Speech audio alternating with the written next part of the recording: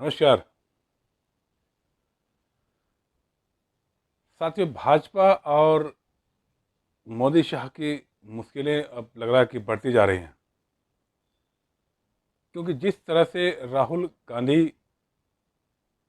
को संसद से बाहर निकाला गया या यूँ कहें कि संसद से बाहर निकले, और जैसे ही राहुल गांधी की संसद की सदस्यता खत्म हुई, वैसे ही देश भर की तमाम रीजनल पार्टियां यूनाइट होने लगी, इकट्ठा होने लगी हैं, जिसके लिए काफ़ी समय से तमाम पार्टियां आपस में एक दूसरे से मिल करके प्रयास कर रहे थे कि विपक्ष एक मजबूत होना चाहिए। सारी पार्टियां मिल करके 2024 में ही मोदी को हरा सकती हैं, अदरवाइज अकेले तो शायद संभव नहीं है। इस काम को लेकर पिछले यूँ कहें कि साल भर से तमाम पार्टियां मीटिंग लगातार कर रही थी। कोई एक से दूसरे स्टेट में जा रहा है, कोई दूसरे स्टेट में जा रहा है, लेकिन बात नहीं बन पा रही थी।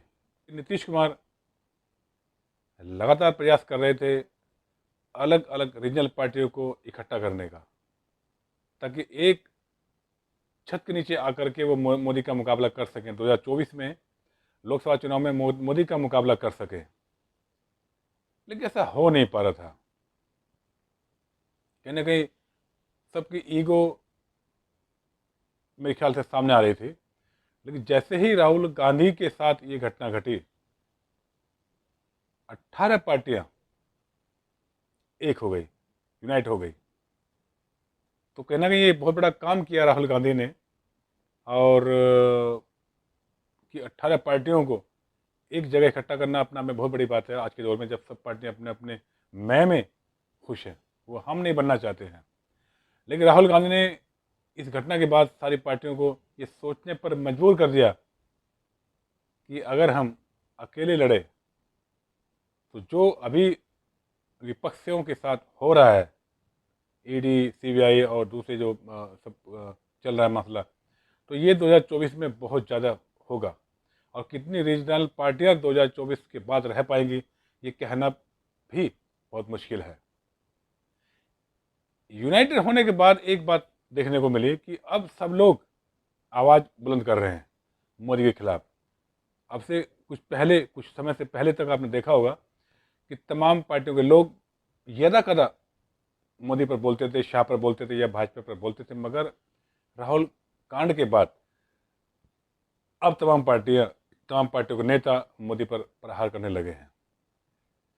हाल ही में आपने देखा होगा, या यूँ कहें कि आज का वीडियो एक और तेजी से वायरल है संजय सिंह का, आम आदमी पार्टी के राज्यसभा सांसद संजय सिंह, जिन्होंने मोदी और अडानी की दोस्ती को लेकर के काफ़ी कुछ कहा है। क्या कहा है, आइए सुनते हैं। इस समय क्या हालत है, कोई आवाज उठा दे तुरंत मुकदमा, तुरंत एफआईआर, तुरंत जेल में डालो। आज जीएसटी का कानून आने के बाद जो आदमी समोसे का ठेला लगाता है, अगर समोसा बेच के उसकी आमदनी ज्यादा हो रही है तो उसकी जांच करने के लिए इनकम टैक्स के अधिकारी चले जाते हैं।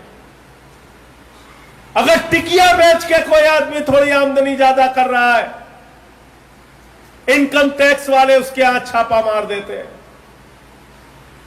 अगर परचून की दुकान लगाकर कोई आदमी अपना व्यापार कर रहा है, उसके यहां छापेमारी हो जाती है। अगर कोई छोटी मोटी फैक्ट्री लगाकर अपना व्यापार कर रहा है, लघु उद्योग का, कुटीर उद्योग का काम कर रहा है, उसके यहां छापेमारी हो जाती है। लेकिन जिस व्यक्ति के जहाज में नरेंद्र मोदी जी घूमते हैं, उस अडानी को मोदी जी की सरकार ने आकाश से लेकर पाताल तक सब कुछ दे दिया, लेकिन उसकी कोई जांच नहीं होती, कोई जांच नहीं होती। जांच हुई क्या? जांच हुई क्या? मालूम है उस अडानी को क्या क्या दिया है? आकाश में चले जाइए तो हवाई जहाज जोर से बोलिए, किसका? जोर से बोलिए।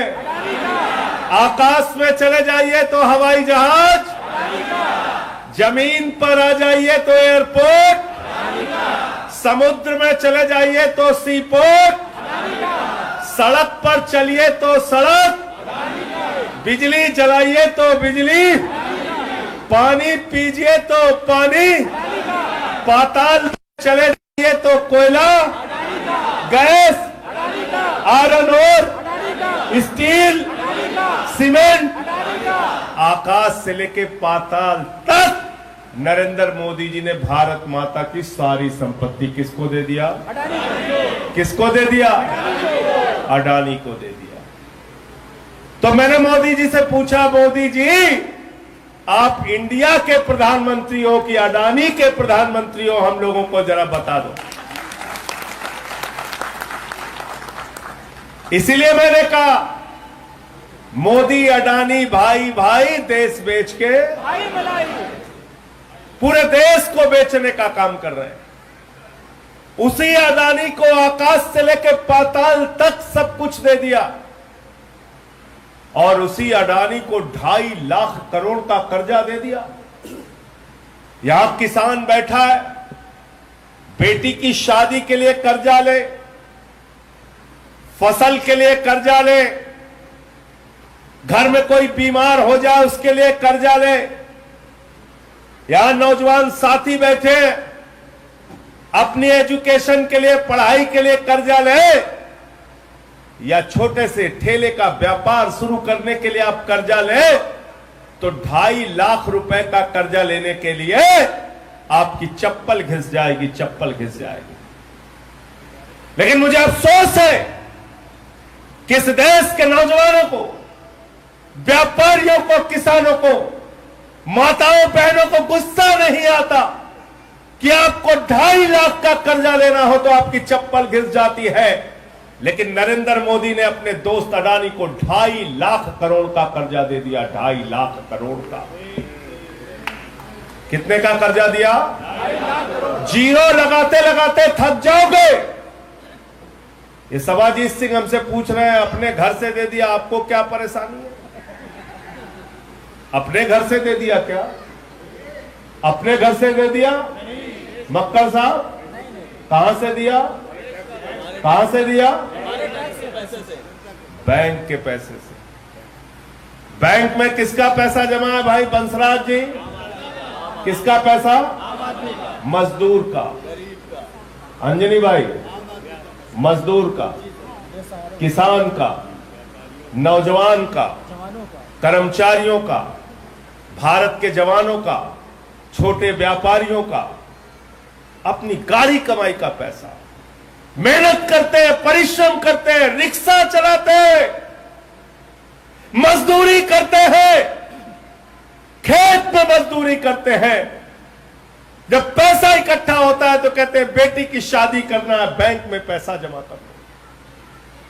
वो पैसा जो आपने अपनी गाढ़ी कमाई का पैसा, नौकरी करके, सरकार की नौकरी करके जो पैसा आपने कमाया, वो अपनी बेटी की शादी के लिए जो आपने बैंकों में रखा, नरेंद्र मोदी जी ने उस पैसे को उठाया और अपने दोस्त अडानी को दे दिया। ये 2.5 लाख करोड़ रुपए की बैंकों पर डकैती किया है नरेंद्र मोदी और अडानी ने। बताओ तुमको गुस्सा आना चाहिए कि नहीं आना चाहिए? डकैती है कि नहीं है? अभी 50,000 रुपए का कर्जा किसी नौजवान का बाकी हो, किसान का बाकी हो, घर के सामने नोटिस लगा देते हैं, पूरे गांव में बेइज्जती कराते हैं, कहते हैं इसका 50,000 बाकी है, 50,000 बाकी है। पड़ोस वाले मजे लेते हैं, कहते हैं बैंक की नोटिस लग गई, इज्जत उतर गई समाज में।